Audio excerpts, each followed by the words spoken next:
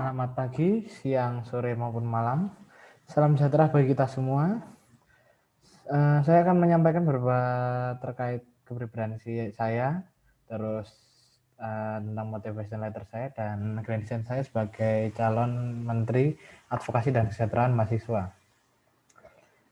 Nama saya siapa ya? Nama saya Jonathan Desa Putra.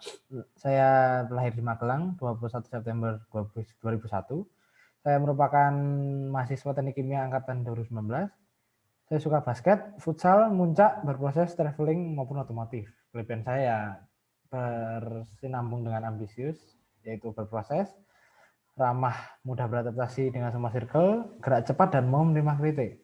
Peran saya yaitu kadang overthinking, kadang suka keceplosan ngomong kasar, terus kadang orangnya terlalu apatai dan simple, yang bisa kadang-kadang dalam suatu occasion menjerumuskan saya.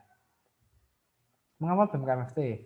Karena saya merasa benar-benar berkembang di sini. Saya merasa BMKFT merupakan organisasi yang benar-benar membuat saya potensinya keluar maksimal. Sehingga itu saya memilih prioritas utama saya untuk organisasi yaitu di BEM KMFT.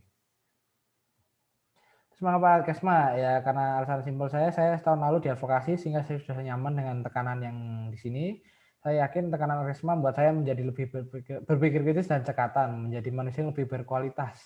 Dan selain itu saya senang menjadi bisa berguna bagi masyarakat teknik ya. Berguna walaupun hal-hal kecil melalui Adkesma ini saya bisa berguna lah sebagai manusia di dunia ini, sebagai warga teknik, bisa berguna untuk warga teknik lainnya. Harapan bagi Adkesma dijadikan tempat berkembang, benar-benar dijadikan tempat berkembang, bukan hanya untuk gengsi semata, saya sebagai anggota BEM, tapi dia nggak pernah berproses secara benar-benar di Adkesma. Saya tidak mau hal itu, saya harus pastikan bahwa setiap saya benar-benar berkembang di Adkesma. Adkesma bisa membantu lebih banyak masyarakat teknik ya harapan saya. Mengapa saya layak? Ya karena saya sudah tahu 1 tahun, saya sudah tahu rintangannya, saya sudah tahu tantangannya lah yang harus dihadapi di depan saya jika saya menjabat sebagai Menteri Advokasi dan Kesejahteraan Mahasiswa. Terus saya memiliki keinginan besar, saya memiliki jiwa ambisius untuk membawa Adkesma menjadi lebih baik agar bisa membantu warga teknik lebih banyak lagi. Itu untuk motivation saya dan perkenalan singkat saya tentang kepribadian saya. Saya akan lanjutkan untuk grand design. Grand design saya yang sudah saya susun kemarin pada deadline 28 Desember. Nah, mulai dari analis kondisi sih berupa evaluasi ya. Evaluasinya seperti kurangnya kegiatan internal, kurangnya manajemen sumber daya manusia lah istilahnya, kurang kedekatan sehingga sumber daya di advokasi itu memang berjalan tapi kurang dikoordinasi saja sehingga benar-benar berdiri sendiri-sendiri di Adkesma itu kemarin seperti desain pergerakan, pelayanan, memiliki bahan tim-tim kayak benar-benar berjalan sendiri-sendiri tim-timnya. Tidak kenal lah ya, sebatas kenal tapi tidak dekat satu sama lain. Padahal itu satu kementerian saja masa tidak kenal ya. Itu merupakan masalah terbesar di Adkesma internal. Jadi saya harap saya bisa membawa perubahan yang menjadi lebih baik lah Adkesma untuk sesuai dengan evaluasi yang sudah dibahas. Terus dengan sistem kerja tim yang dibagi topik kerja, ada SWOT analisisnya berupa strength. Dengan sistem kerja berarti otomatis tugasnya fokus. Dengan fokus berarti kerjanya bisa lebih maksimal dan orang lebih berani mengemukakan pendapat karena audiensnya dikit ya. Jadi lebih berani lah istilahnya karena forum kecil. Terus mobilitas rapat mudah karena tidak perlu persetujuan banyak orang. Jadi wah saya nggak bisa hari ini misal 20 orang, 1 orang nggak bisa nanti batal. Tapi 5 orang lebih mudah ya di mobilitasnya lah. Kelemahannya bisa tidak ada keadilan bobot kerja, terus antar anggota tim tadi yang seperti saya jelaskan kekurangan advokasi pada tahun lalu, kurang dekat, pembagian anggota bisa tidak merata. Bisa lebih banyak ini padahal kerja tidak terlalu berat tapi masih sedikit bisa saja terjadi. Opportunity kerja tim lebih terfokus, jadi lebih efektif ya, jelas lebih efektif karena sudah dibagi-bagi proporsinya. Trade-nya ya karena cenderung egois, tidak mengabaikan anggota lain, tidak ada kabar. Jadi ya saya fokus di sini aja, sudah dibagi. Jadi merasa saya sebagai tim A, bukan sebagai jadi kementerian di Adkesma. Nah itu ancaman yang lumayan serius. Nah kerjanya advokasi dan kesejahteraan mahasiswa kan dibagi 3 dirjen yaitu pergerakan, pelayanan, dan riset eksternal. Advokasi fokus pada kesejahteraan mahasiswa, pokoknya fokus pada pelayanan dan pembahasan isu terkait kesejahteraan mahasiswa. 4 topik utama yaitu mental health, sarana prasarana akademik dan finansial akan dibahas pada periode ini. Mental health, sarana akan difokuskan pada pergerakan, sedangkan akademik dan finansial akan difokuskan kepada pelayanan. Dan untuk riset dan eksternal difokuskan pada kegiatan aspirasi publik dan hubungan masyarakat, seperti penampungan informasi yang dibutuhkan untuk mendongkrak program kerja. Setiap kedirjenan akan membuat tim, nanti timnya dibagi sesuai yang dibutuhkan, lalu pengurus inti akan sering rapat. Pengurus inti ya ada dirjen, kepala dewan pengembangan internal, sekjen, dan menteri. Pengurus inti ya biar terkontrol lah semua program kerja yang sedang dilaksanakan, tim-timnya ini agar terkontrol istilahnya. Ada rutin pengurus inti rapat. Sedikit khusus untuk eksternal tuh, jadi nanti bagian kontak person tidak langsung ke pelayanan. Misalnya ada mahasiswa ingin menghubungi terkait apa UKT, tidak langsung ke pelayanan, walaupun ini ranahnya pelayanan, tapi mereka harus ditampung dulu melalui eksternal.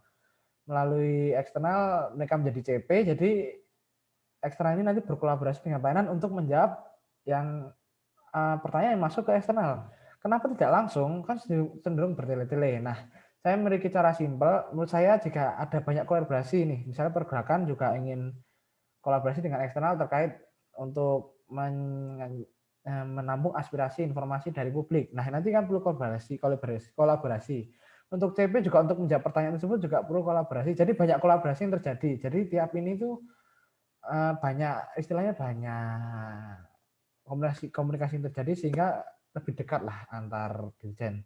Lalu mengapa tidak jadi satu ya karena berdasarkan pengalaman kemarin terlalu banyak anggota malah jadi anggota tersebut kalau terlalu banyak orang ya itu tidak berani mengemukakan pendapat, jadi cenderung bertele-tele kerjanya kalau tidak difokuskan eksternal ya eksternal aja, pergerakan aja, pelayanan aja, seperti itu eksternal. Nah untuk deskripsi untuk framework dulu, framework menetapkan peran program kerja maupun etos kerja, lalu membangun koneksi dengan stakeholder dan setiap anggota demi kelancaran kementerian.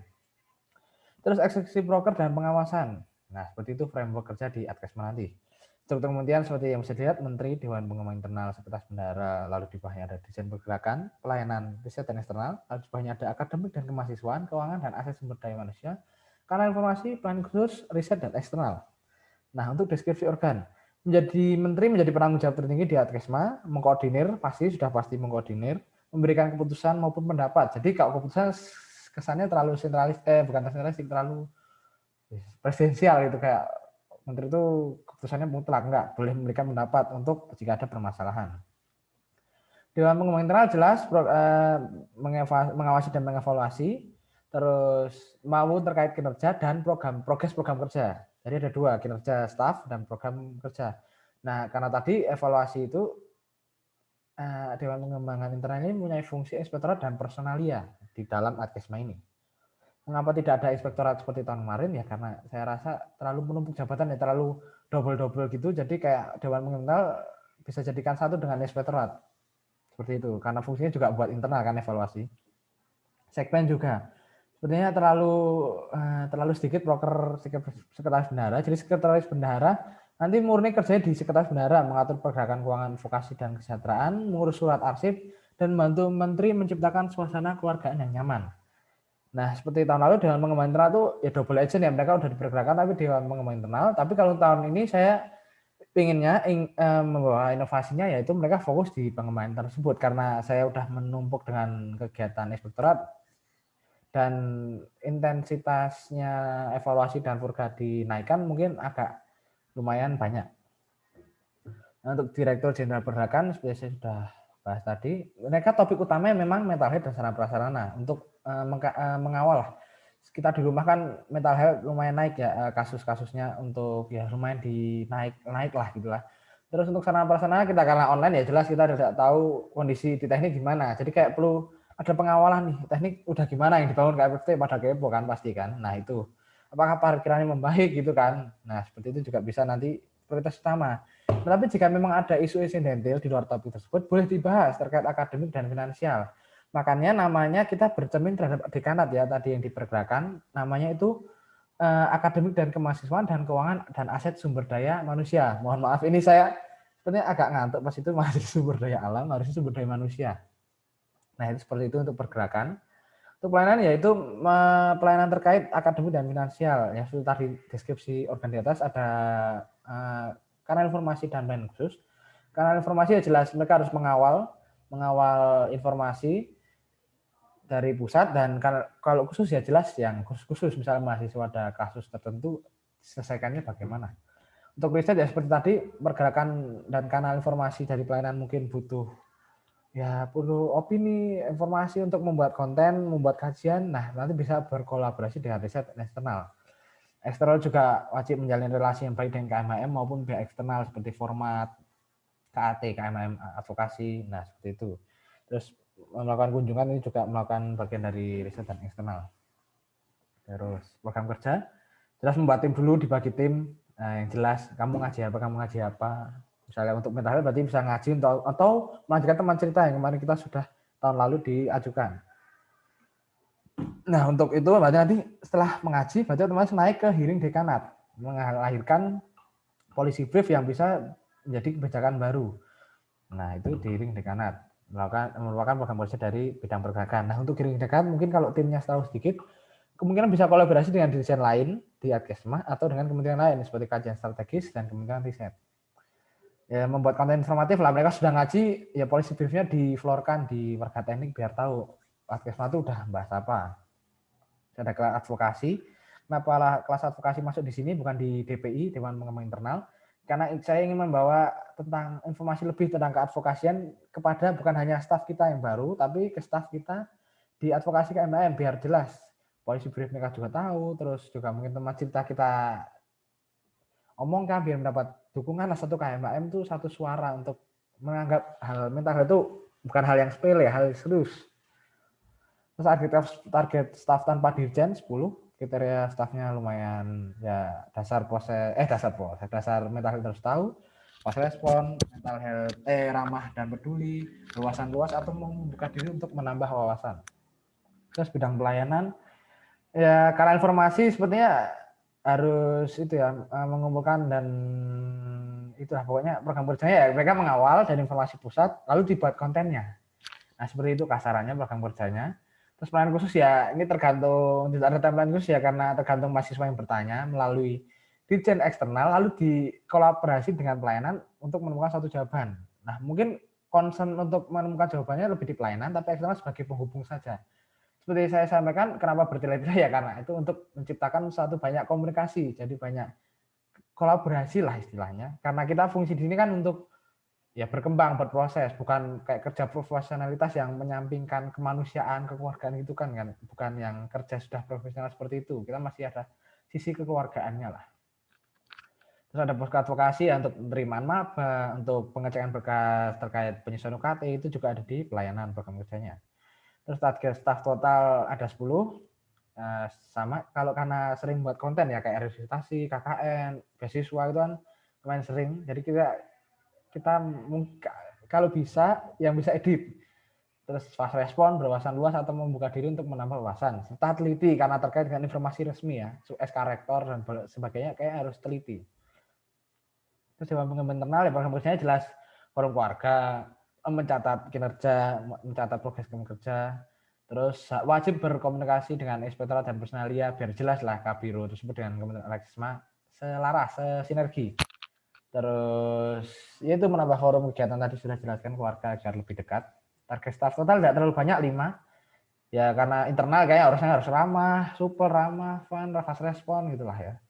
Riset dan eksternal seperti itu membuat informasi penjaringan terkait 4 topik besar advokasi, terus menjalin relasi yang baik dengan tim KMHM karena eksternal ini nanti akan memegang advokasi. Jadi advokasi nanti kayak merasa wah kayak saya dirangkul oleh advokasi BMKFT. Jadi nanti ada delegasi-delegasi, terus juga ada delegasi yang di format bisa nanti bisa berkolaborasi dengan pelayanan, terus menjadi penghubung seperti saya sudah jelaskan di atas sebagai kontak person jika ada yang bingung, jika membutuhkan layanan Adkesma. Melakukan riset, ya mengumpulkan informasi jika memang anak pergerakan atau anak pelayanan butuh informasi dari pihak luar. Nah, nanti akan dilakukan riset oleh dirjen ini. Target staff tidak terbanyak 5. Kriteria staff ya ramah, supel, fast respon, berwawasan luas, membuka diri dan menambah wawasan. Relasi lumayan luas, jelas karena butuh eksternal ya. Oh, saya kelupaan satu tadi melakukan kunjungan ya, kunjungan untuk ya sekedar sharing antar dengan Adkesma lain, misalnya Adkesma Teknik UI, Adkesma FH UGM atau Adkesma Manajemen mana gitulah. Untuk ya demi evaluasi juga, wah ternyata sana ada gitu, bisa itu kunjungan juga ya. Nah, timeline-nya sekretaris bendahara menarikan kas 1 bulan sekali, pertanggungjawaban di akhir periode November atau Desember, penyusunan arsip Google Drive, nanti ada yang dibuat Google Drive, jadi kayak notulensi tiap rapat dari tiap tim, disusun di situ biar rapi lah, kita bisa cek receknya jelas. Terus laporan keuangan setiap bulan ini udah income outcome berapa aja. Terus hearing di Kanat bulan Juni Juli dan Oktober November. Yang Oktober November memang jika ada isu yang masih harus diangkat itu jadi opsional, tidak wajib. Yang Juni Juli mungkin kayak wajib ya, kemarin ada beberapa ya itu seperti teman cerita bisa diangkat lagi atau nanti ada lah ya pokoknya. Ada kelas advokasi yang sudah saya jelaskan di atas untuk staf dan advokasi KMAM.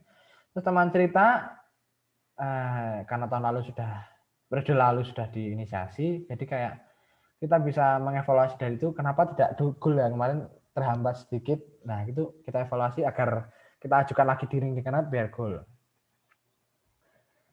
Nah, teman cerita ini juga nanti ya mungkin ada forum 1 KMAM. Nah, itu makanya tadi fungsi eksternal menstabilkan KAT itu biar KAT jelas tuh biar kita satu suara, satu teknik itu kayak memang teman cerita tuh butuh. Jadi kayak kita mendapat dukungan 1 KMHM.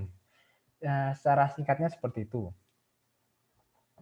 Nah, untuk pelayanan ada posko advokasi sudah jalan 4 Januari kemarin sudah menurut kabar belum itu 4 Januari katanya mulai, tapi ternyata 20 Desember sudah mulai penurunan. Nah, makanya kemarin sudah agak maju terkait konten informatif dan pengecekan berkas. Terus kanal informasi jelas, kanal informasi yang ya memang kayak posko advokasi itu kan bagian dari kanal informasi. Juga pembagian beasiswa setiap 1 bulan sekali. Nah, untuk layanan khusus ya tidak ada broker kerja khusus karena mereka ya khusus berarti kayak menganut khusus, mereka collab dengan kanal informasi terkait posko advokasi dan juga di luar jika posko advokasi sudah selesai nanti ada mahasiswa khusus yang membutuhkan jasa adkesma atau bantuan adkesma dilayani oleh pelayanan khusus. Desain eksternal ya tadi membagi delegasi KMAM yang sudah saya bilang untuk merangkul advokasi 1 KMAM, terus penampungan kolaborasi advoteknik regenerasi, terstabilkan lah istilahnya biar ya KAT itu ada, KAT itu fungsinya benar-benar ada agar nggak bingung lah istilahnya. Advokasi teknik itu biar satu, biar koordinasinya jelas.